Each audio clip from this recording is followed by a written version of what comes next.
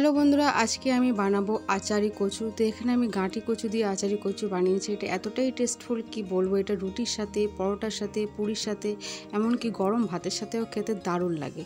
আর এটা বানানো খুবই সহজ। আর যখন এটা রান্না হবে তখন আশেপাশে এমনকি বাড়ির লোকেরা পর্যন্ত বলবে কি রান্না হচ্ছে। তো চলো দেরি না করে শুরু করা যাক। তো দেখো বন্ধুরা, এখানে আমি গাঁটি কচুগুলো আগে থেকে খোসা কেটে নিয়েছি।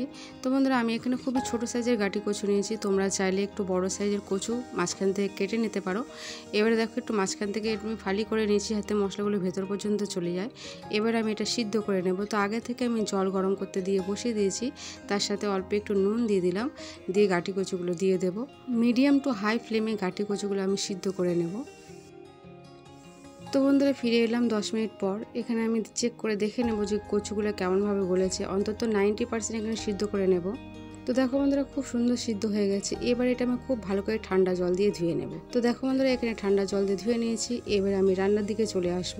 তো বন্ধুরা, আচারি কচু বানানোর জন্য কিছু মশলা নিয়ে নেব। তো 1 চামচ মেথি, 1 চামচ মৌরি, 1 চামচ ধনে, গোটা ধনে, একটা শুকনো লঙ্কা, 1 চামচ জিরে মরিচ, 1 চামচ সর্ষে, সব কিছু গোটা আমি এটা হালকা করে ভেজে নেব।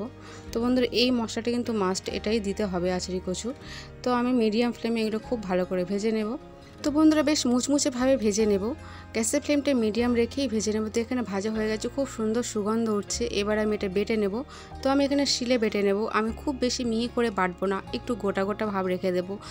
তো দেখো বন্ধুরা, এখানে আমার বাটা হয়ে গেছে। বাটা মশলাটা সব তুলে নেব।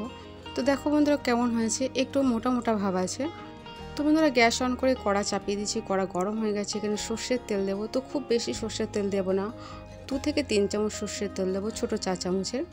তেল খুব ভালো করে গরম হয়ে গেছে। এখানে কালো জিরের ফোড়ন দিলাম, এর সাথে দিয়ে দিলাম অল্প একটু জোয়ান। এবারে এই সিদ্ধ করা কচুটা এর মধ্যে দিয়ে দেব। গ্যাসের ফ্লেমটা মিডিয়াম রেখে প্রায় 4 থেকে 5 মিনিট খুব ভালো করে ভেজে নেব। তো বন্ধুরা, এরকম কচু রান্না খেতে ভীষণই টেস্টফুল লাগে। তো বন্ধুরা, এখানে ভাজা হয়ে গেছে। এবার এর মধ্যে দিয়ে দেবো একটা কাঁচা লঙ্কা আর অল্প একটু টমেটো। এটা দেওয়ার পরে মিডিয়াম ফ্লেমে খুব ভালো করে ভেজে নেব। তো যতক্ষণ না পর্যন্ত বন্ধুরা টমেটোগুলো বেশ মাখো মাখো হয়ে যাচ্ছে, ততক্ষণ আমি ভেজে নেব। তো বন্ধুরা, এবার এর মধ্যে দিয়ে দেবো গুঁড়ো মশলা। বেশি দেবো না, 1 চামচ দেব। তোমরা চাইলে আরও হাফ চামচ দিতে পারো।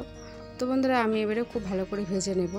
তো বন্ধুরা, মশলাটা দিয়ে ভাজার সময় এত সুন্দর সুগন্ধ উঠছে কি বলবো বন্ধুরা। তো বন্ধুরা, এখানে একটু নুন কম আছে, অল্প একটু নুন দিয়ে দিলাম। তো বন্ধুরা, খুব ভালো করে ভেজে নেব। বন্ধুরা, এটা এত সুন্দর সুগন্ধ হয় আর এত সুন্দর টেস্টফুল হয় কি বলবো। তো এখানে আমার ভাজা হয়ে গেছে। এবার আমি অন্য একটি পাত্রে তুলে নেব। তো আশা করি বন্ধুরা, আমার এই রেসিপিটা তোমাদের খুব ভালো লেগেছে। ভালো লাগলে চ্যানেলটাকে সাবস্ক্রাইব করো, লাইক করো। আর দেখার জন্য অনেক ধন্যবাদ। আর হ্যাঁ বন্ধুরা, কমেন্ট করে জানাতে ভুলো না রান্নাটা তোমাদের কেমন লেগেছে।